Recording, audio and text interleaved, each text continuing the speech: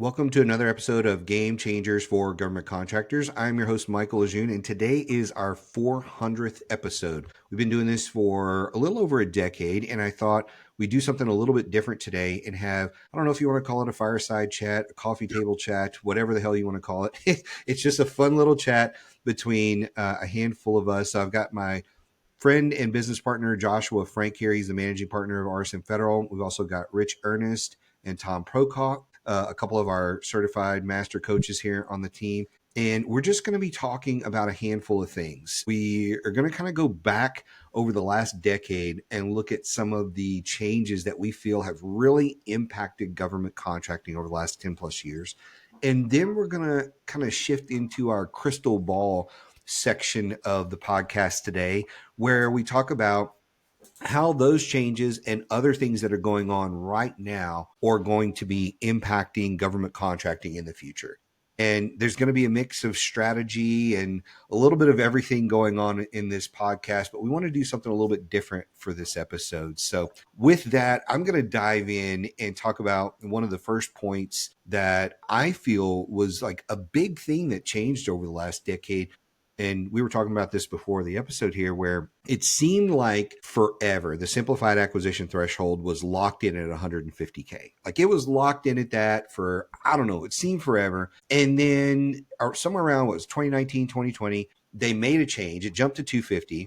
And now it's jumped to 350 with plans for it to increase. So just in the last 5 years, there's been two jumps with multiple jumps planned. And that's, to me, that's really shifted a lot of things in government contracting because people were so focused on that number and it shifted. And then the micro purchase number, the credit cards, all those kind of things made changes there. And you had to kind of shift your strategy around for that. That was a change to me that jumped out over the last decade. Like when I think about that, it's one of the first things that popped into mind. So I don't know what your guys' thoughts are on how that has actually impacted contractors. So I'm curious what your thoughts are. So, hey, before we get started here on that, Mike, I want to congratulate you for 400 episodes and for putting up with me for as many years as you have. I appreciate that. I've been truly blessed to successfully have put up with you for that long a period. That's a really long time. I mean, it's almost like we're married. So a little bit. All joking aside, which I have a hard time stopping, congrats on 400 episodes. Oh, thank you. I appreciate it. And for those of you who aren't aware, when Mike brought this idea up, a decade ago, what have you, I just looked at him. I was like, you better make some money. You better provide some value. And holy smoke. I mean, we're talking, I don't know, it's over 500,000 downloads. I think we just crossed the million, actually. Oh my God. Yeah. So that's just absolutely incredible. So thank you for that. I'm going to start, and then Tom, you and Rich jump in. When we're talking purchase cards, simplified acquisition, it just keeps going up and up. I'm more interested in the simplified acquisition because, 350,000 current administration at the time of this recording, they're so focused on flexibility and commercialization of the federal acquisition landscape, right? And so the freedom and the flexibility now, and by the way, rule of two was maintained in the class deviation. So if it's between the 15,000 micro purchase and the 350,000 simplified acquisition, rule of two applies, and they're supposed to validate that. And so I think we're going to see I'm already getting into the crystal ball, but I'm not sure how I can't do it. I believe we're going to see a major increase in simplified acquisition usage as we move into the next year. Micro purchase, though, that's an interesting one. Sure. I remember when it was like $2,500. Yeah. I'm dating myself here because, clearly, I'm like 40 years old and, you look at me and don't be laughing at you.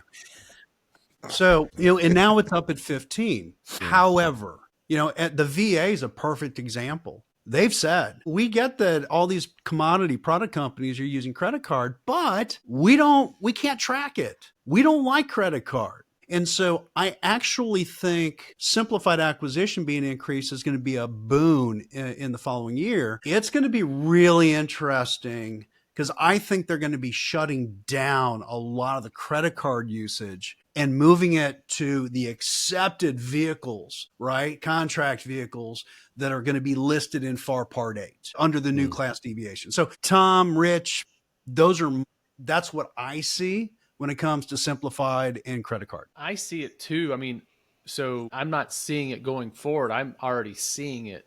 I have a few people that I've talked with, they have prioritized getting the VA. This is specifically VA, Josh, what we've been talking about.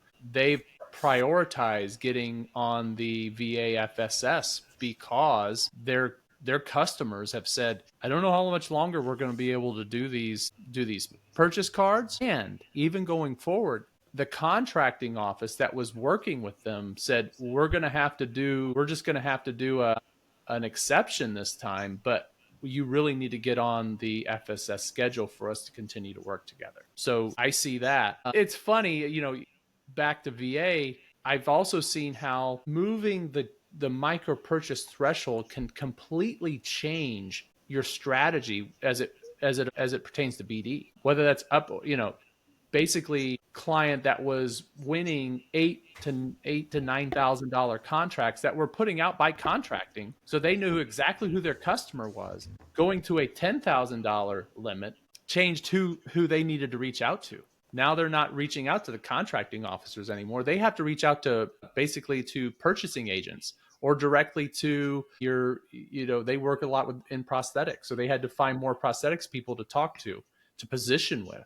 That's going to happen again, right? If they're able to still use these cards. So it's just amazing how moving those numbers can completely change the strategy. The government doesn't move as fast a lot of times as the commercial space, but that is an example, in my opinion, of how the government can move fast and change how you do business and how you have to adapt quickly. Yeah, and for us, looking back on the past decade, I mean, that's really kind of the life of the firm. When I started up in 2014, launched my own firm, and then exited in 22. So looking back over that time period, for us, we had only sold one contract on micro purchase. We started out as a subcontractor and then grew into a prime contractor, through our relationships. But the big thing for us through this was really, identifying, key teaming partners on set-asides, because we were a small business only without any other socioeconomic set-asides, making the investments in the certifications, right? So your ISO 9001, CMMI level 3s, and so on and so forth.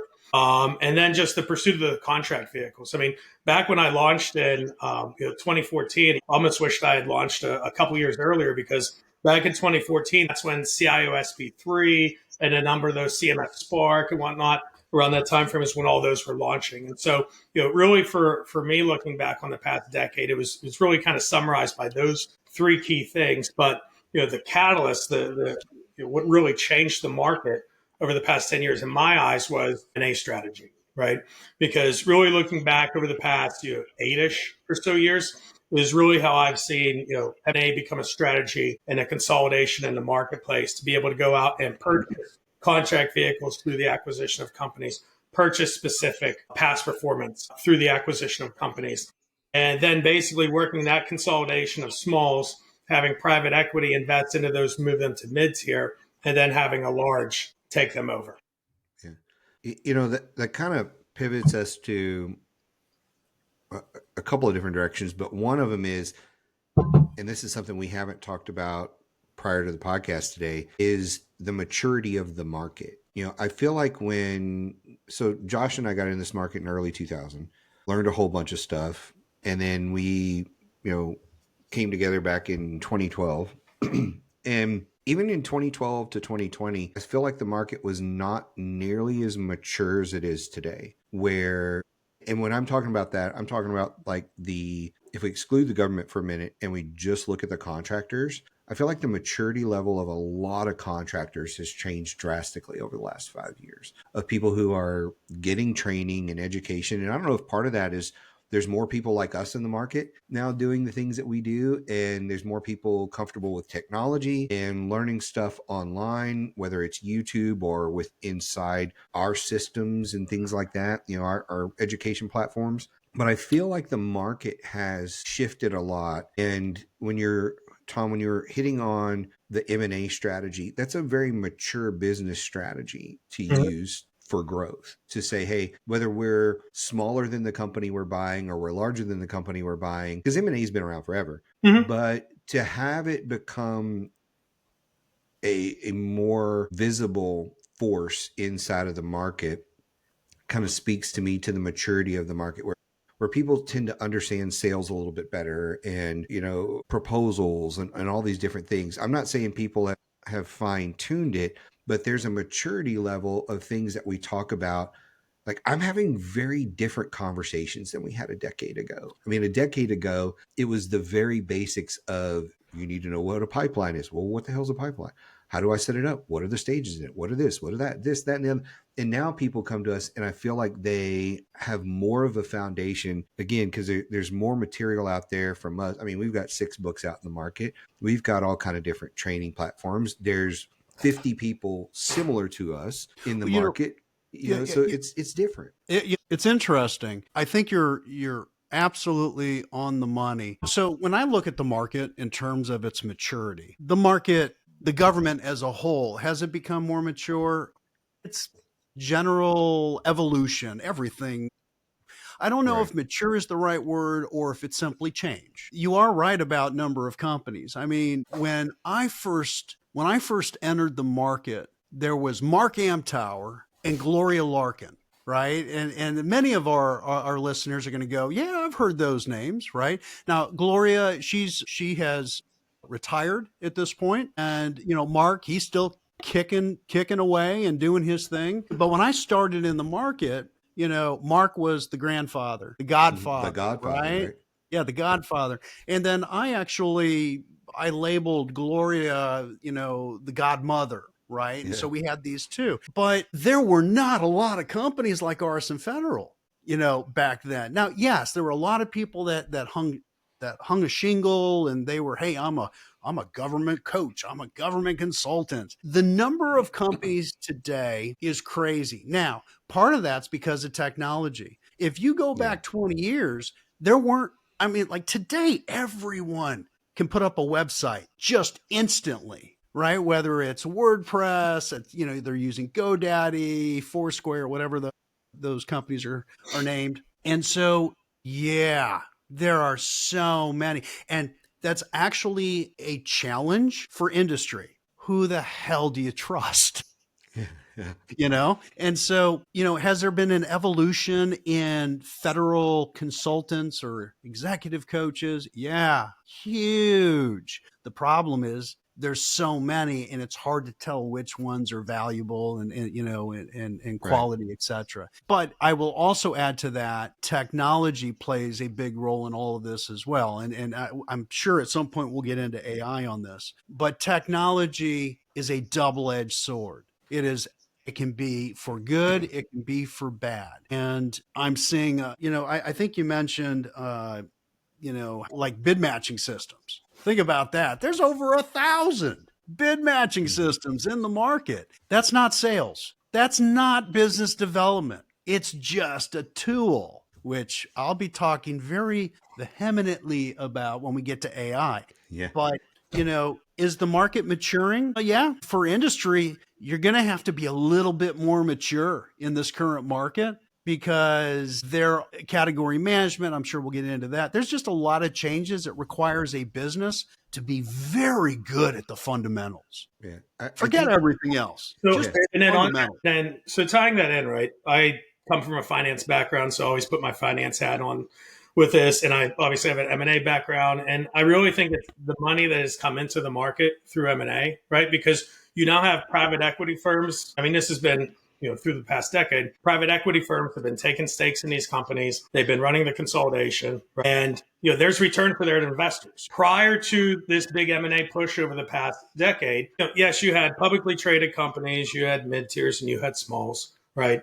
But there was no one really orchestrating that, right? Like, I used to work for a commercial, institutional pharmacy where in a matter of 24 months, we did 21 acquisitions, right?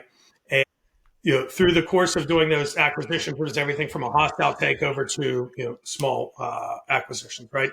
And there's a demand of performance when you're making those acquisitions, right? And the return for your investors. Now, you have private equity firms, and there's a couple really good ones here on the Beltway. I mean, I know that, hey, they have, teacher pension funds invested in that, right? They have other large scale investors. Those are demanding certain rates of return. So I think a lot of the maturity, at least in terms of the operational side, how do you, as lean as you could possibly be, making investments in high ROI opportunities. I think a lot of that is coming, top down from, the money folks. At the end of the day, money makes the world go round, right? And those investments from the private equity firms is driving that. You can almost see a playbook in specific ones when you see the announcement of XYZ Capital made an investment in ABC Corp. You then can start to follow their timeline. I mean, there's specific ones I could walk you through. You can start to see the change. First, the logo changes, the website changes, then heavy hitter, heavy hitter, heavy hitter. Then you just start to see a path of wins and multiple scaling, acquisition 3, acquisition 4, then sold to a large company. So they've really, I think, redesigned the playbook of the scale and exit. This is why our more mature clients love you. You are such a geek. I don't think there's anyone on the team that can talk M&A like you can. Seriously. So no, I hear you, but I'm over here smiling as you're talking. I'm like, Lord, I'm glad there's somebody else that's an expert in that. Anyway. Yeah, it's an interesting topic, and when I look at the maturity of everything, I do believe buyers in general have gotten more mature. So whether you are selling something B2B, B2C, B2G, buyers are more aware of the things they need to be looking for. So if we roll back the clock, whether it's 10 years or 20 years, your capability statements were really just a billboard with a handful of things on it that people were throwing at it, hoping it worked, but they were like, hey, I know I need to put my status on there. I know I need to put this certification on there. I know, and I'm using I know in air quotes. I know this handful of things that need to be on it. And then when you have people like us coming on the market saying all of that is trash, like it's all trash, like you should not be putting your status up front. You should not be doing this. You should be communicating your value. You should be doing this. Now, all of a sudden, these things start to stand out. And it's like, oh, that's what the buyers are really looking for. And buyers are like, it's not enough to just throw the normal stuff on a capability statement. We need all these other things. And they weren't really communicating that to the market, but we figured all that out.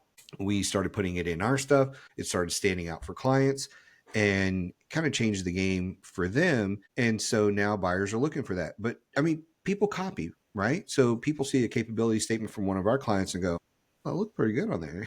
And what are some metrics we can put in our stuff? And Mike, this was 10 years ago. Yeah. This was 10 years ago that we said, don't lead with your socioeconomic. Lead as being a strong business that provides value.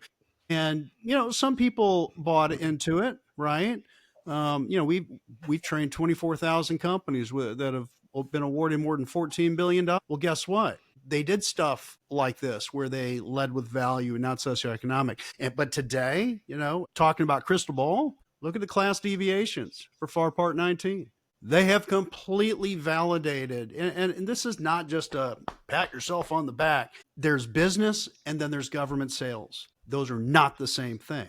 And so, the government now, it's pretty clear. You're not leading with your socioeconomic anymore. It may open some doors, but if you can't communicate your value, you're just not going to win. 100%. So, and I think when I look at all of that, again, to me, that jumps out as a maturity of the market, a maturity of the buyer, and people just kind of shifting their strategy just a little bit at a time. But then like now when I look at it, there's so many more people following the way we do it versus the other way of doing it. And it's changing the game for them as they start to open their eyes to, oh, well, we've been doing that for a long time and we changed that and it worked. What else have we been doing for a long time that doesn't work? It's time to re-examine our overall strategy as we approach this market and not just look at it as you have a couple of conversations, you submit a proposal, you win or you lose, and then you submit more proposals and you submit more proposals. Like there's more to the game than they realized before. And that's the shift that seems to be happening more because we've always known it was a relationship game,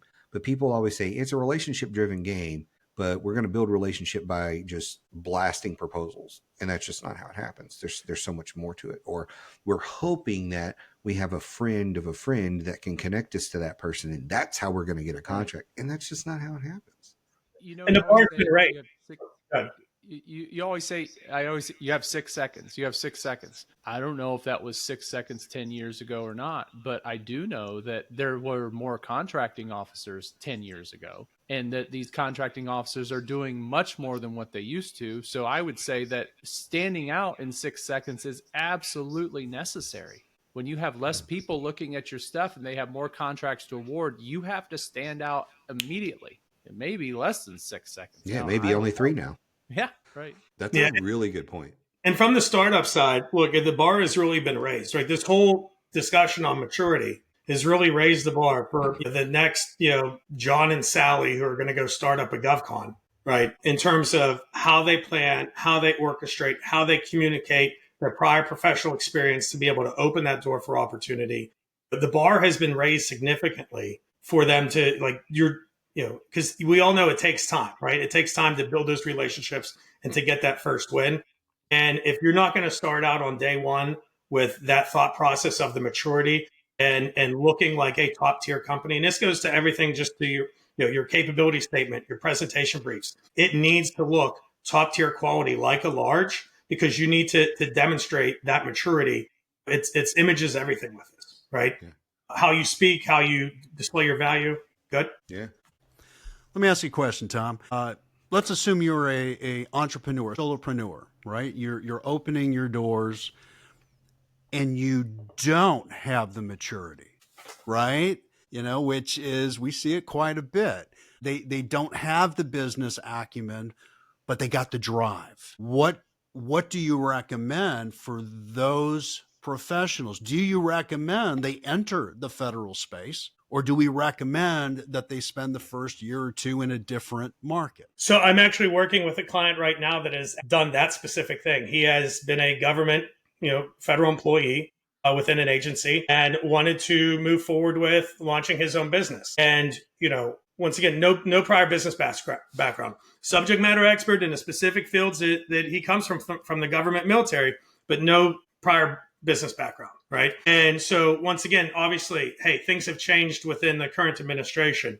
One of the first things is the name of his company was his name consulting, right? That was one of the first things we attacked right at the get-go of you're going to get doged right off the bat. Like you can't use the word consulting anymore. So the kickoff session went straight into a rebrand, understanding his background. Now, once again, he could have gone down 3 years down the road without changing any of this and had no progress. Right? Day one, we were attacking this. Did a complete rebrand based on his background, where he wants to take it. Great branding and name of company, website launch. Then we dig into his military resume, his other agency resume, brought those together, went through value mapping specifically to his resume. But then once again, walking through my process of how I launched my company, you need to have a bench of folks. So then it's him going out to his network, taking his network, bringing those resumes in. So now he has something to work with.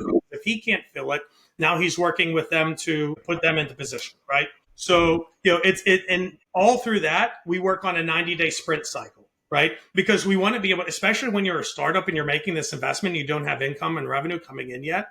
The thing is, you want to be able to show that progress. So I have something that I call a GPS framework. It's goals, priorities, strategy, and it's a 90-day sprint cycle where we go set it up on day one. This is what we're going to accomplish over this 90-day period.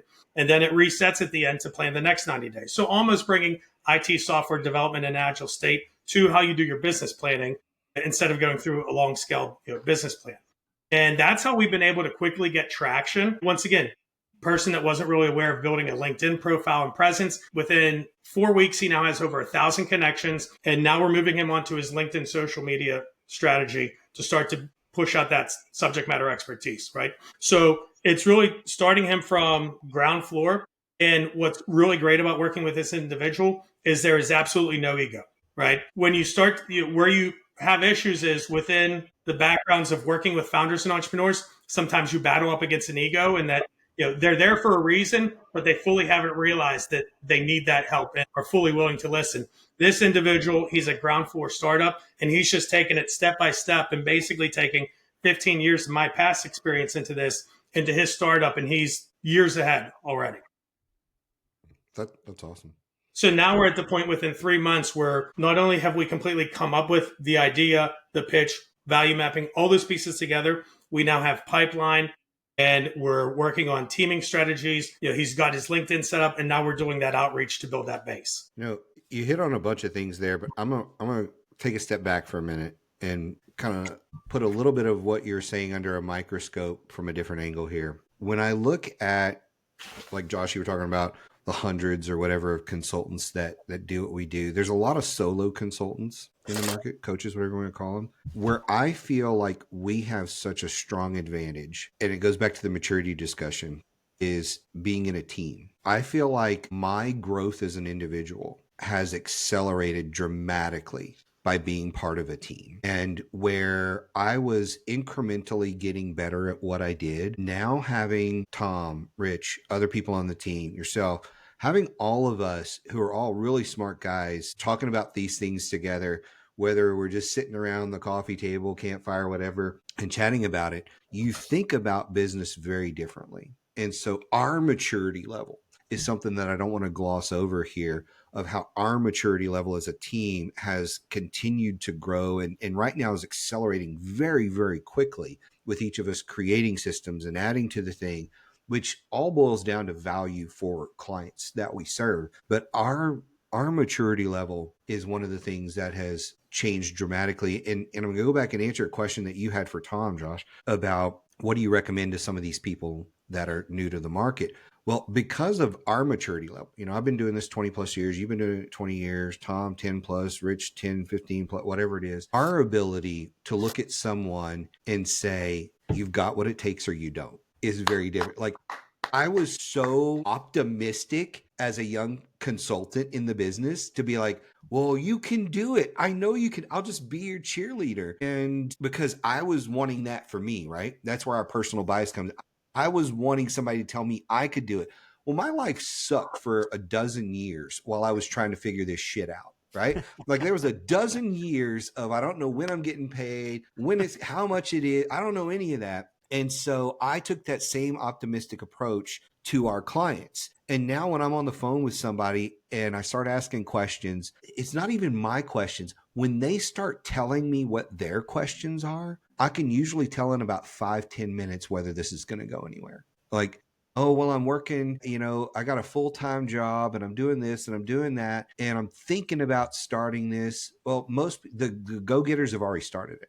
They're not thinking about starting. They've already started. They've already come up with a brand. They've already done some of the things. And they're not waiting for a call with Mike, the expert, to give them the pat on the back, the warm hug they need to go ahead and jump off the cliff. The go-getters who are going to make it are already in it when they call me.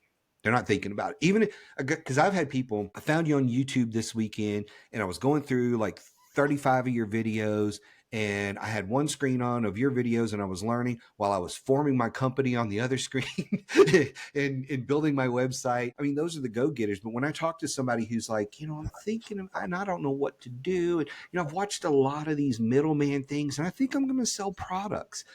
Like, I can very quickly say, you know what? I don't think you should do this, at least not right now. I think you should stick with your job, or I think you should do this, or I think you should be in the service business and try to self-perform, because I don't think financially and mentally, and I don't always tell them that, right, that you have what it takes to be successful right now. And then but you can also spot somebody with the maturity we have to, like you were talking about, Tom, to say, this person doesn't have an ego. They're a go-getter. They've already done some of these basic steps. We just need to tweak it. Mhm. But they're committed. They have jumped out of the plane without a parachute, and they are building it on the way down. They're that committed.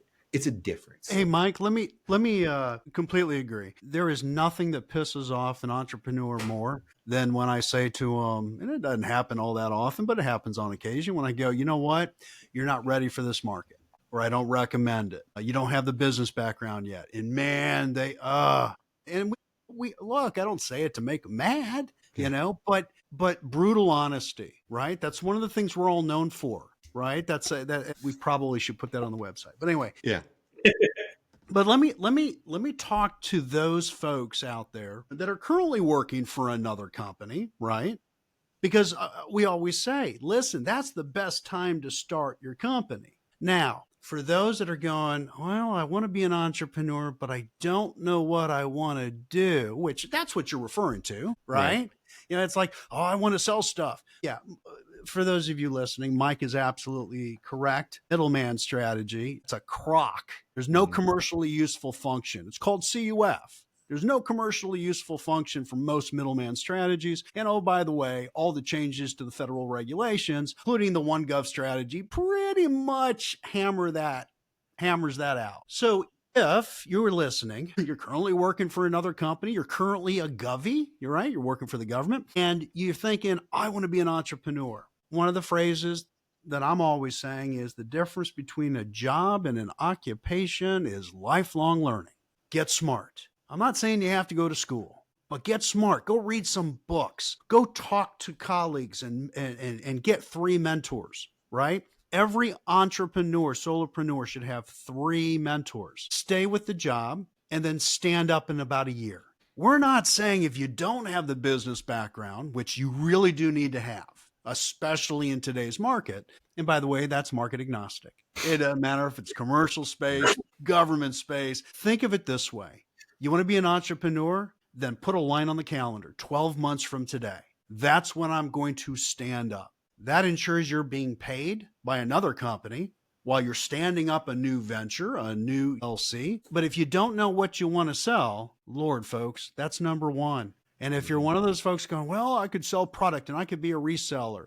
No, do not enter the government market at all. No, you definitely need to pick. Yeah, you have to pick a swim lane with that, because you're absolutely right. There's folks that I've met with that, they go down the path of, oh, I want to do services. And then, I'll get an email of, hey, here's this Splunk opportunity to sell Splunk licenses. I'm like, this completely, hey, you're a landscaping company. Why are you trying to sell software licenses? Like, it just doesn't make sense, right? Yeah. And that's great advice, because it's similar to, I didn't do a full year, but when I decided that I was going to make that step to launch, my wife and I had 1 child at a time, and now we have 4. Right. And, when we had the one, she was like, hey, I fully support you in wanting to go and launch your own company. Do it with a contract in hand so that we're not panicked. Right. And so I basically and I walked us through on the last podcast I was on with Mike on how I went through that process to achieve that and getting, to be billable from day one. Right.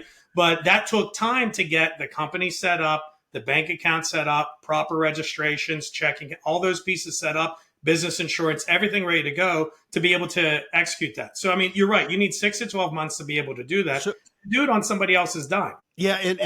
I think, Rich, you were trying to jump in, but before you do, Tom, you hit on something really important, and I forgot to bring it up. While you're working for another company, and before you stand up your entrepreneurial dream, right, which is what we've all had, all 4 of us, have gone through this. You need to have 6 to 12 months of living expenses saved up. Save that up. And if you're living paycheck to paycheck, it's going to take you longer to stand up your to stand up your new company. But, that's what I did.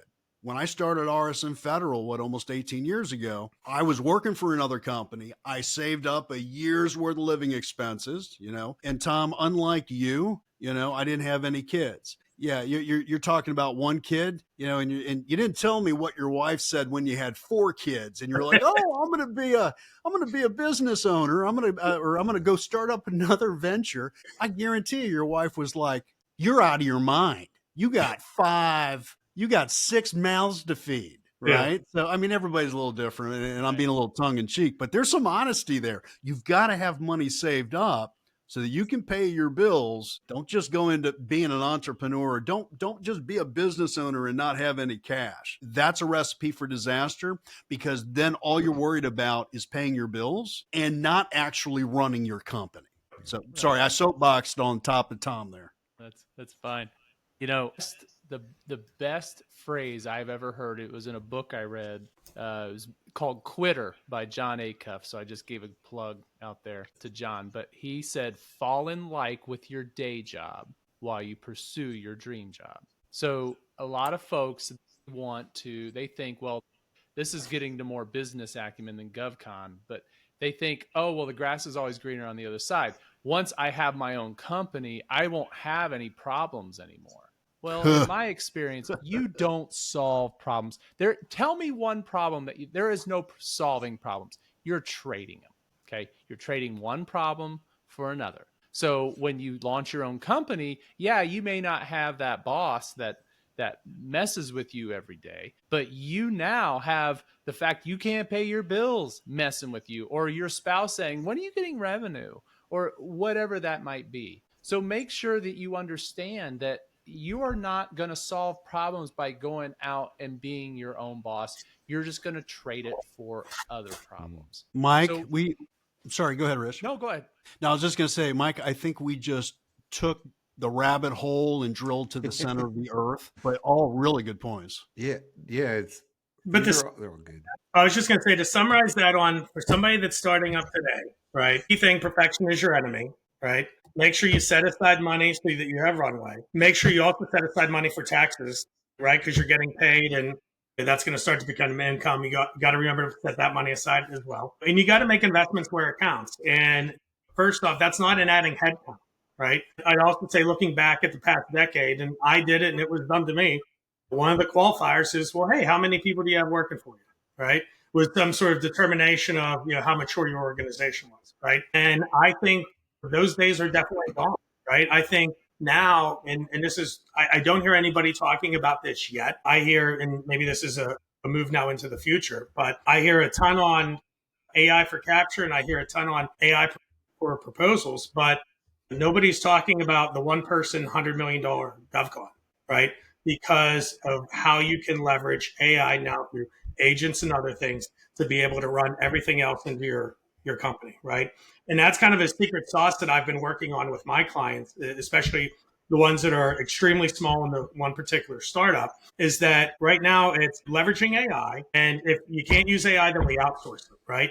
You're not adding that additional expense, because I think that it's the tide is going to turn here in terms of, AI the hell out of your operations. You get as lean as possible, and you're able to scale up in a way that, you're able to do it cost efficiently. You're able to slash your wrap rates. You're able to expand margins. You have your scalable crew. And, I think there's a lot of opportunity for that, and folks aren't even touching on that. No, yeah, we're definitely going to probably close this with AI and talk about that. But I know Rich is on a shorter timeline than the rest of us here today, and I want to give him some time to probably just kick off the next topic that we can throw out there, because I want to save AI to the end. So, Rich, I know you had a small checklist of things that you wanted to make sure you went over as well. Is there anything on there that we haven't touched on yet that you want to throw out?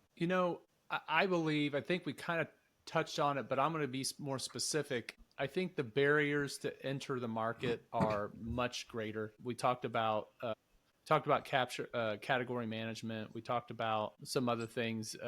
I don't think, you can't just say you're a set aside and get a contract. It takes more of a pre-acquisition strategy to get into it. But you have companies too that have identified government contracting as their growth strategy.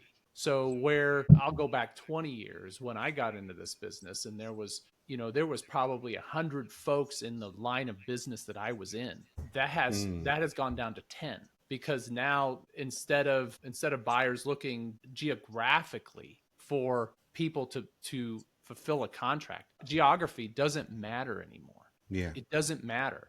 They're going with the large companies that have perfected that line of business. And there's probably good ones. There's probably only a handful. And overall, there's probably 10, where when I got in the business, there was 100. So for that new company to come in and break through in that market, so difficult, not only because have these other people have perfected it, but also the barrier of entry of investment, what it takes to, what the amount of money it takes to start up this contract makes it almost impossible for small. That's a really interesting point. And where I think the new companies have an issue is the barrier of entry to form a company are drastically less. So I can be up and running as a company in about 15 minutes online. I can file all my stuff on the state. I can file and get my EIN. I can have all my stuff squared away. I can have an account with the SBA. I can starting my SAM account,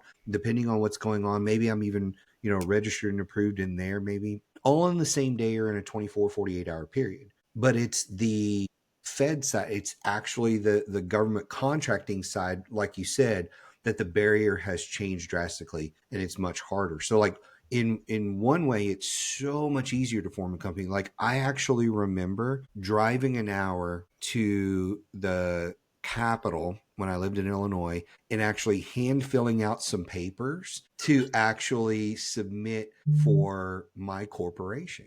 Like I think I downloaded them online, but I was like, hey, I don't want this to take forever, because they were saying it was going to take like 4 to 6 weeks to get back, and I'm like, I need this now. So I drove and submitted those in person, back in the day. And now it's like, well, just pick a state, any state. Like I moved our company to Wyoming earlier in the year, and I was doing all this research, and I was like, I'm wondering how this is going to work. And I got online and I did it in like 10 minutes. I had moved the company from Tennessee to Wyoming. And so it's not hard to do those business functions. And I think that gives people like a warm and fuzzy that the rest is going to be that easy when it's actually gotten harder. Like, well, if this has gotten easier, that's gotten easier. And that couldn't be farther from the truth, right? So especially when you have people that this is my first company and I'm not mature and I don't know how to spell government, and I am now thinking it's going to be as easy as me getting registered with the state, because I'm going to sign up for a couple of websites, because that's the interesting thing about the market and the other people doing this, where not everybody has evolved. And so a lot of the information you will still find online, or a book you might buy, or a YouTube or a TikTok video that'll say, form your thing with the state, get your SAM account, go get your small business designation, apply for some contracts, and it's going to rain down from the heavens. That message is still percolating in the market, and people are hearing, and like you were talking earlier, Josh, about the middleman strategy, people are still hearing that in the market going, it's a viable strategy because this guy says he won all this money. Which I'm not going to point out the videos, but I've seen multiple people, and I'm just going to characterize, again, air quotes for people that are just listening and not watching, multiple people who are success stories as testimonials hop on a video and say, so Bob, tell us about this recent contract you win that's changed your life.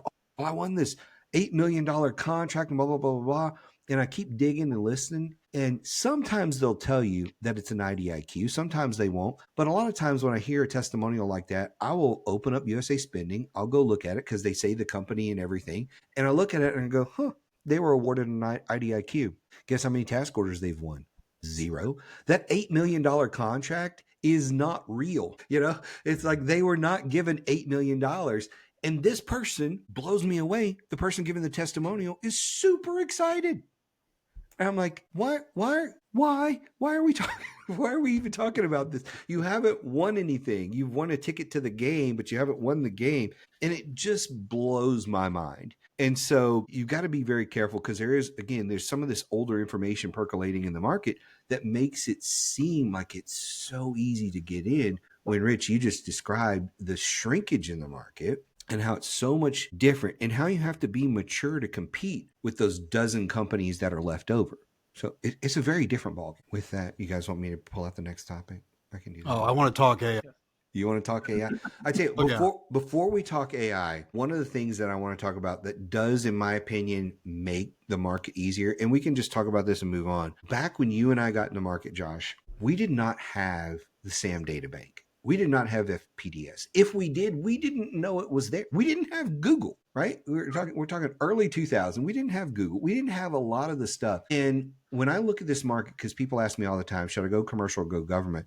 Like, the government market is the only one where all the data is online, except for the intelligence community. All the data is online.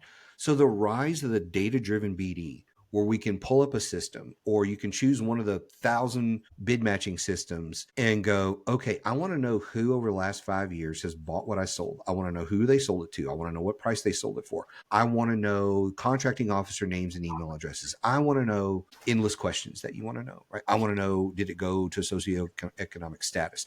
Did it not? Was it under simplified acquisition? Was it on a contract vehicle? Was it like all these questions that you can now answer to shape your strategy? It is bonkers, the things we can find out in about 10 minutes of searching.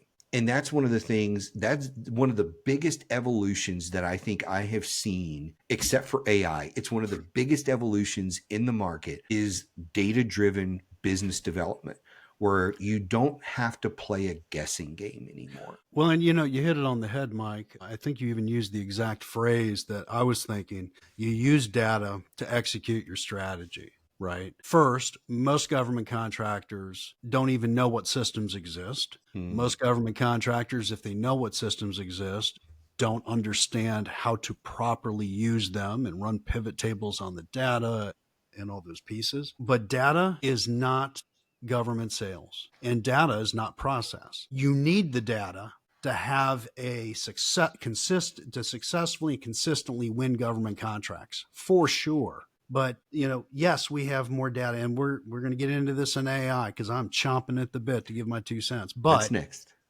Data alone, right? Whether you're paying for one of these bid matching systems, or even if you have access to, which you do, everyone has free access to USAspending.gov, FPDS, SAM's data bank, which we're obviously all partial to.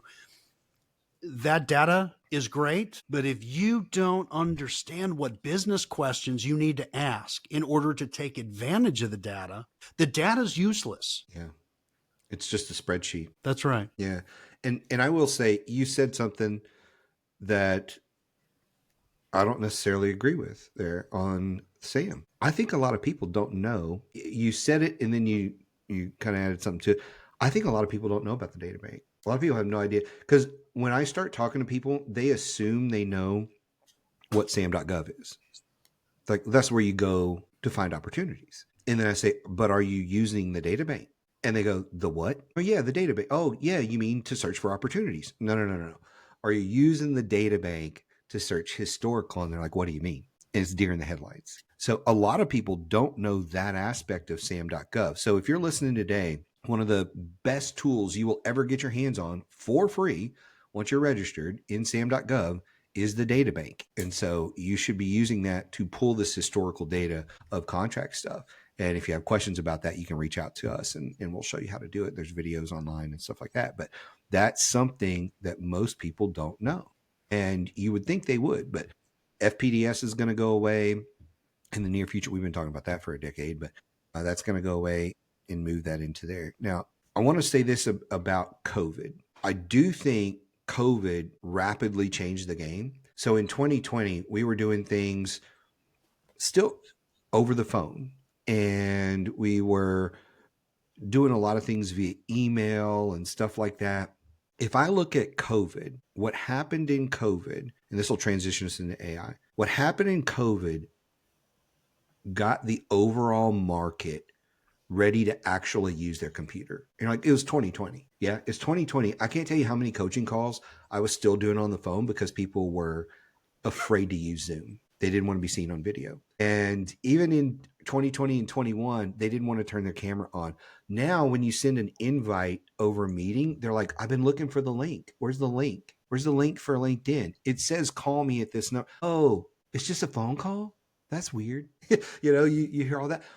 But as we got people into the remote work environment, we got them into using Zoom and Teams and Google Meet and all those kind of things. It changed the comfort level that people had with technology, completely changed, where it ramped up them going, okay, now I'm in 2 or 3 monitors, in me, I've got 3 monitors. So I got 8 feet of screen to look at here of stuff that I can look at. It changed them doing the camera stuff and their backgrounds and all the things. There's still the people that have like the dirty laundry in their bedroom and it's on the bed. I don't know what's wrong with those people. But anyway, most people have a more professional background, and it's changed their comfort level, which teed up the ability to accept the use of AI.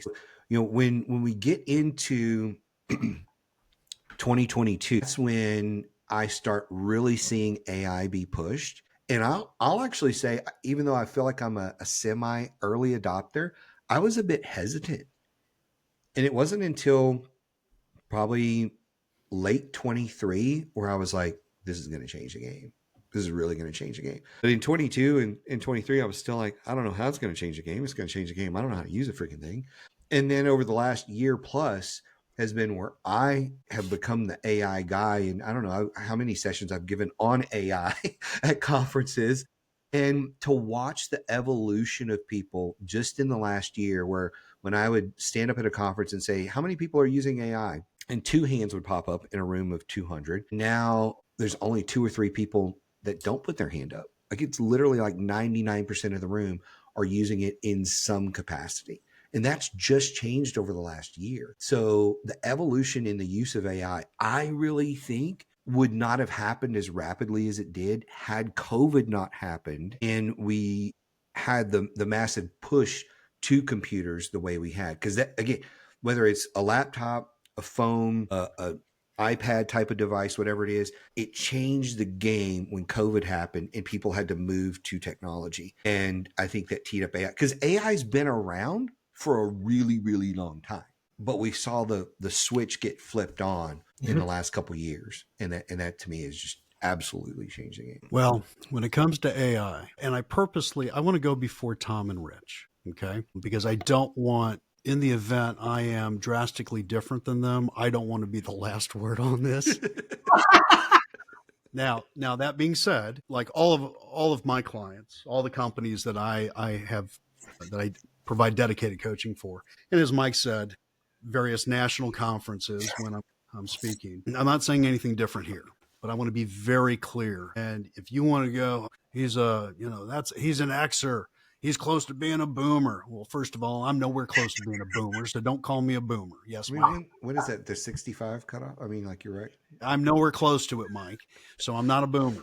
But here's my take on AI. First of all, we are going to probably have a bubble similar to the IT bubble. That's just my 2 cents. And we don't need to go into detail on it. I just want to give you, as you were talking, Mike, I made a couple of bullets that I wanted to get through. I think we're going to have an AI bubble, and I think it is going to have, right now, I think they say 70% of the growth in the stock market is directly or indirectly attributable to AI.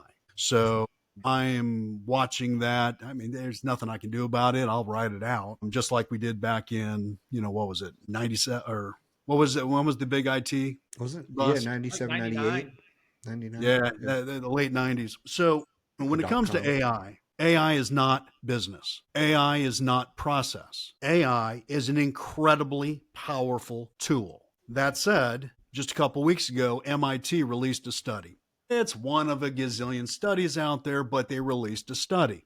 And they found that 95% of the corporations indicated a lack of ROI in how they're currently deploying AI. However, think back to WordPerfect. Yeah, I know most of our listeners don't know what WordPerfect is. It was an earlier version of Microsoft Word, right? So everything matures over time. Artificial intelligence magnifies your strengths. It amplifies your weaknesses. Therefore, if you're using it to replace people and process, and you don't understand the process, AI is going to hurt you.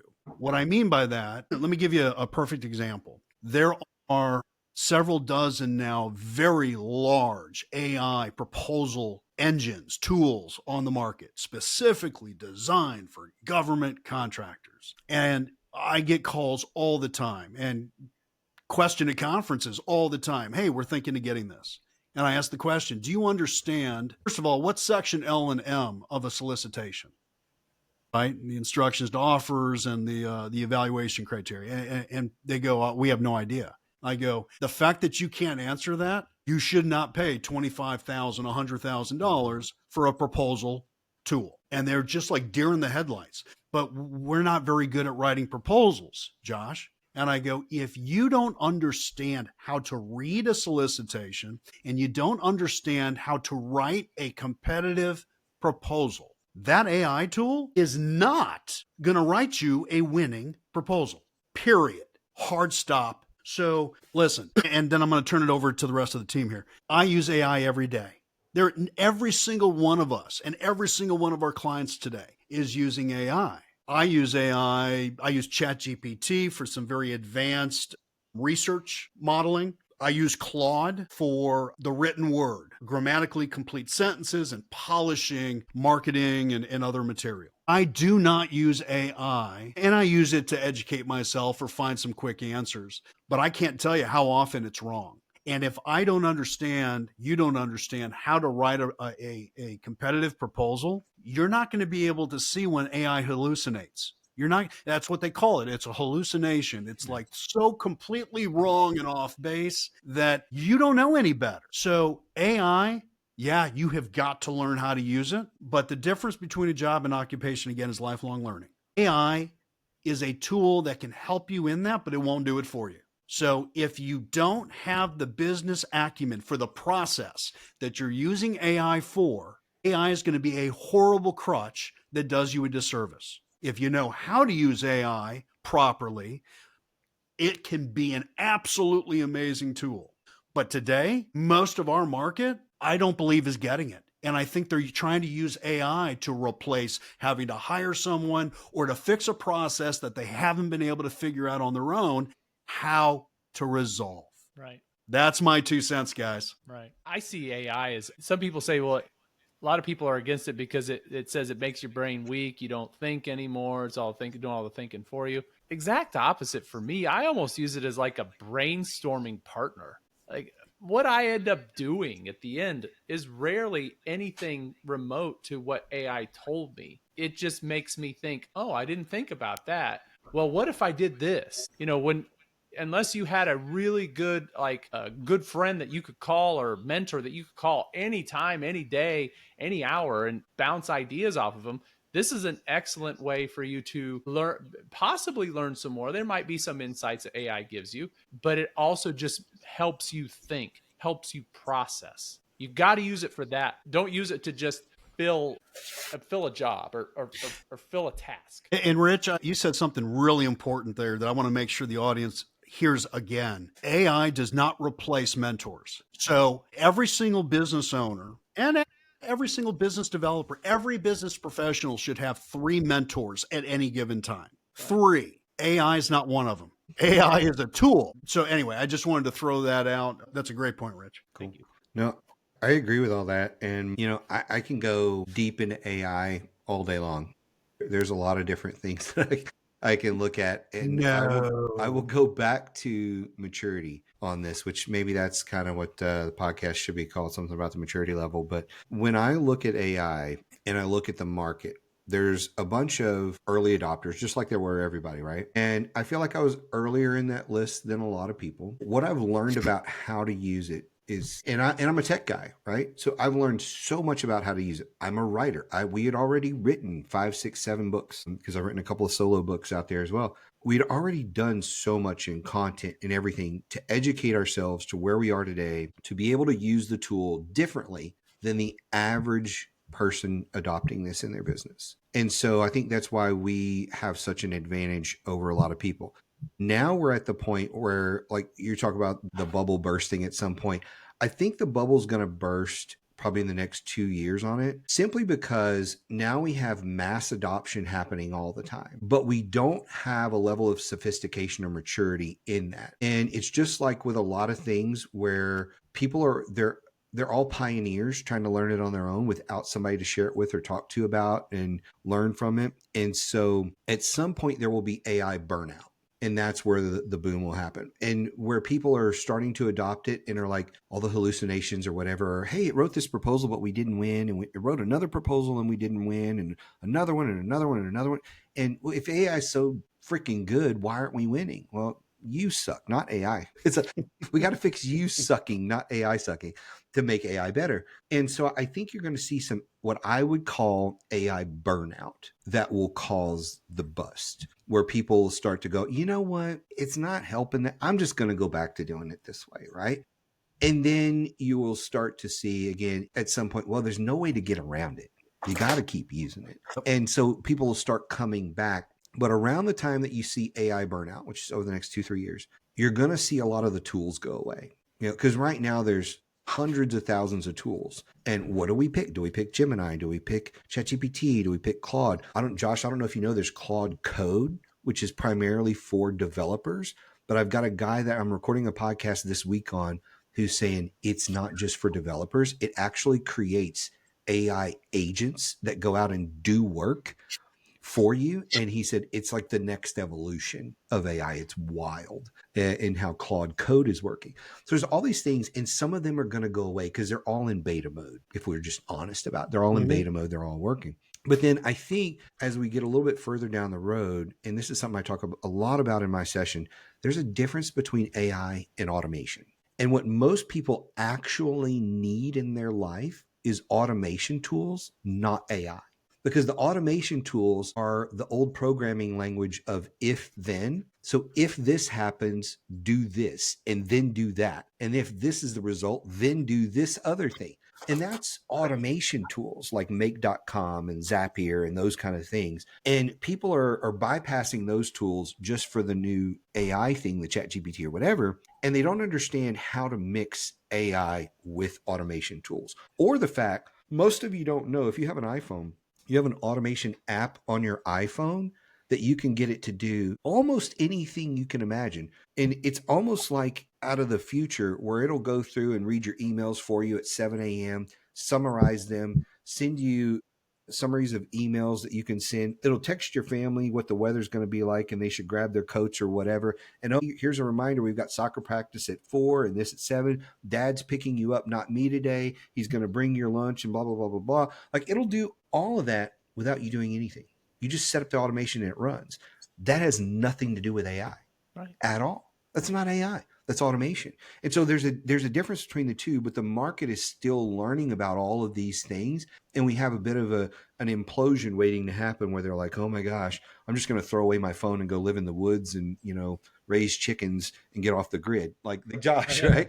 That's coming for a lot of people. But then I think it'll smooth out on the back end over the next 5 to 7 years. And people will go, oh, well, this is how you use it. And it'll be integrated in more. Like every technology, it will mature to a point of mass adoption where it's actually providing value. Yeah. We just got a lot of FOMO right now. Like a lot of people are just getting into it because they fear they're going to miss out. Exactly. There's a whole lot of that. And they're like, I know I need it, but I don't know how to use it.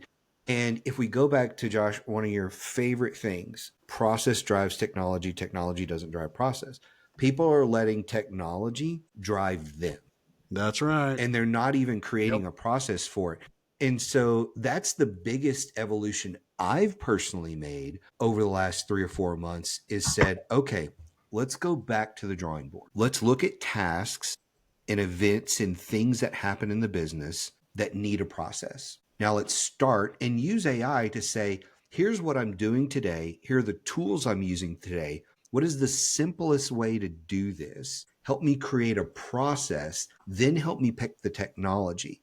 And here's my thing. My go-to is always, I want to use the least amount of tools possible. Least amount of tools, least amount of steps to accomplish the end result. Let's do that. And I'm working with AI to create processes that often eliminate AI. Like I rarely go through something where it says, oh, and you should use ChatGPT.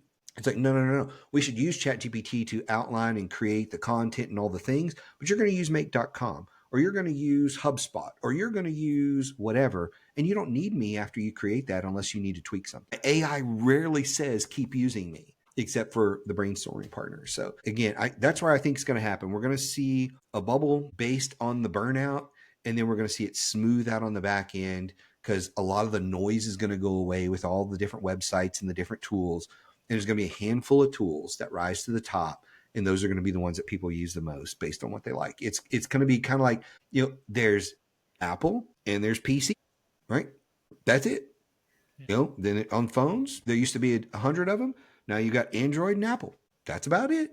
Then you got the quirky people doing their things in their basement and making all kind of stuff. But I think that's where we're going with AI. I'm excited about it because I do think the market's going to get a little bit sharper with it. And if you use it as a force multiplier, if you use it in the way we've talked about, it is such a game changer, but you need to have purpose with the things you choose to use. And that's probably the biggest thing. So, we've been talking for about an hour and 15 minutes here. I think we covered a lot of ground. I'm super excited about the transitions that I've seen in this market. And I know a lot of people are looking at like the current administration and they're scared and everything. Look, everything changes. That's the only thing consistent in our life is change. Everything's going to change at some point or another. New administration is going to come in, scare the hell out of another half of the country. And then that administration is going to go and new one's going to come in, scare the hell out of half of the country again. But we're all going to make it. We're all going to make it. And if we just understand that change is constant and we start to look at how do we adapt with the change and embrace change, I think that's one of the biggest skills we can have as business owners and professionals. And I think if we do that, the next 10 years are really exciting to me. Like they're super exciting to me. And I think there's a lot of opportunity for all of us. And that's really kind of the last word that I wanted to share, and go around the room real quick and see what last words you guys have. And let's start with Tom. Tom, last word on kind of everything we covered today. Yeah. So I do want to throw a commercial piece into this on the AI to kind of close out the AI conversation. And I know that folks in the GovCon arena may not be fully aware of kind of global commercial consulting, like the Accentures and KPMGs and whatnot. But going back to the Oracle and SAP days, they have created the infrastructure to make that so turnkey, right? Where it's plug and place and it's global best practices per industry, right? The same thing is now happening with AI, where a lot, as you guys are saying, a lot of companies are thinking about this in terms of AI efficiency and efficiencies it could bring. But the global consulting firms are thinking about how they can do this for pure business model disruption, right? And just for example, KPMG had out in the past week or two that they've created nearly 700 no-code AI agents, right? Where they're just getting started in terms of laying this out, in terms of their AI play and their partnerships with Salesforce and Google Cloud, right? So I think that's interesting for the industry, right? Because I always see things happening commercial first and then coming to GovCon. I do see the evolution of specifically in the IT space, but I could see it play out with others within the GovCon industry of that one person, $100 million firm, right? Where you're building it on a skeletal crew, you're putting the AI, you're going first. So you're building your processes in AI.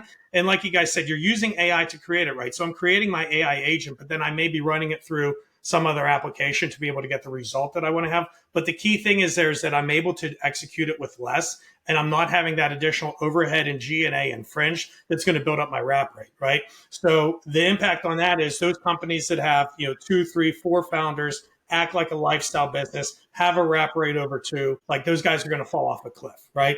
I think that's going to be kind of the key disruption for AI in the place in our space. And to your guys' point about the flashy toys or tools, I think that it has been definitely an issue. Every week you're hearing something new on AI. It's like you got to stop chasing the shiny object and just get good on one of them. And the whole fear of missing out of I need it, but I don't know how to use it. I think folks need to focus on how to actually get smart and ask the right questions. For the past 20 years, we've just been Googling everything. But, if you look at folks that have worked at investment banks or management consulting firms or have MBAs, we have a specific thought process in terms of how we work through problems, how we use frameworks to get to solutions. And I think those that are leveraging AI in that manner are getting superior results to folks that are just trying to willy-nilly it. And so, if a person is having an issue with the results that they're getting, I think you need to go back and go through more of an education of how you ask questions and how you work through a process rather than just like asking it to regurgitate something for you. And then, really just to close it out for my last piece, advice to, the next generation of GovCon founders, I'd say, stop chasing contracts, start becoming the type of company that the government really needs, right? Build systems before you scale and master value before volume. Surround yourself with people who stretch your thinking, not your ego. I think that's really key, especially in this next generation. And the next decade is really going to belong to those disciplined builders, right?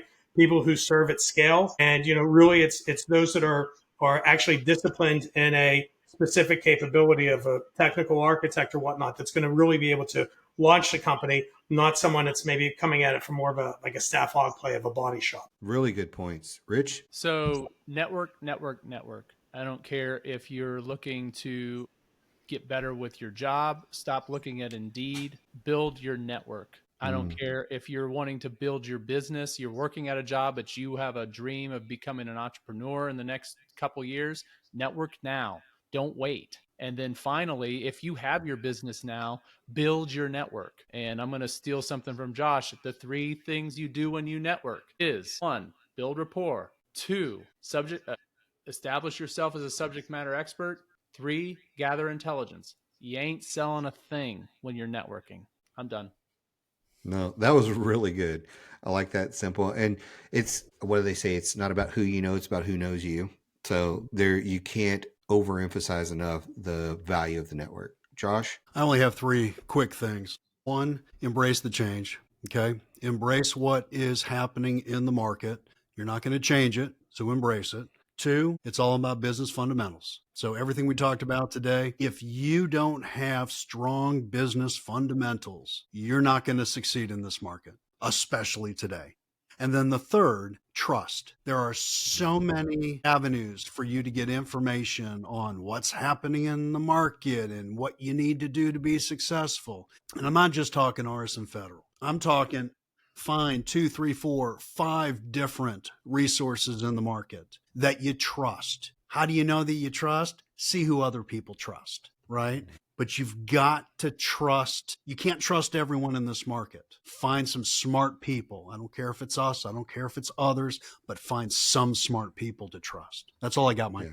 No, those are great. And so I'll close with a couple of things. 1, thank you guys for making the time to come on today and talk about this. This might be probably our longest podcast we've ever recorded. And if we all had the time today, I would just keep going because I love the conversation and talking about all this stuff.